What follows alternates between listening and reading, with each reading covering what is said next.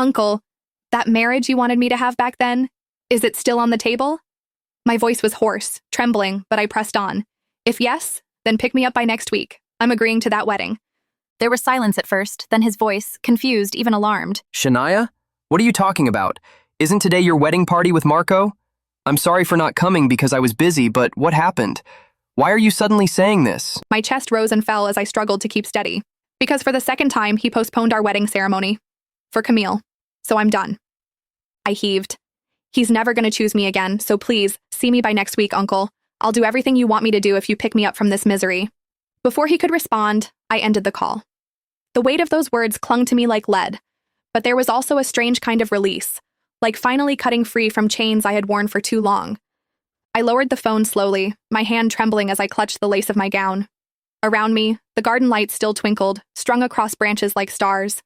The roses and lilies we had chosen together lined the aisle, their fragrance heavy in the night air. Tables were filled with food that no one touched, champagne glasses half empty. And yet, there was no groom. My wedding had become nothing but a spectacle of pity. One by one, the guests approached me with hushed voices, their eyes heavy with sympathy. I'm so sorry, Shania. You don't deserve this. He'll come around. Don't worry. Each word was like salt in an open wound.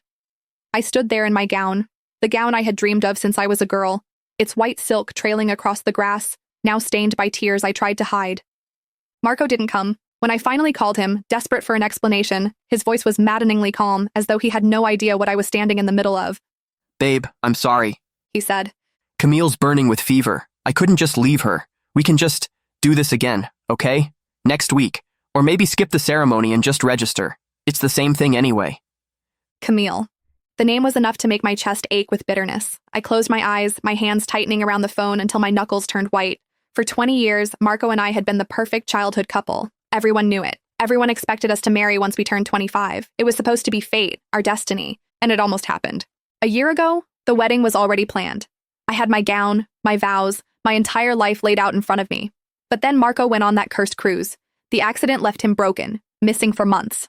When he finally came back, he wasn't alone. He came back with Camille, the woman who had saved him, cared for him while he recovered. And because of that, his family insisted she stay, that the debt must be repaid.